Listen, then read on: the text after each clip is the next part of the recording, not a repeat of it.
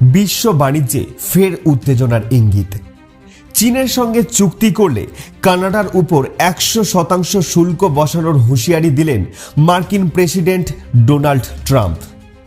Trump স্পষ্ট ভাষায় বলছেন, কানাডা যদি চীনের সঙ্গে কোনো বাণিজ্যিক চুক্তিতে যায় তাহলে মার্কিন যুক্তরাষ্ট্রে ঢোকা সব কানাডিয়ান পণ্যের উপর তাৎক্ষণিকভাবে বসবে 100% ট্যারিফ।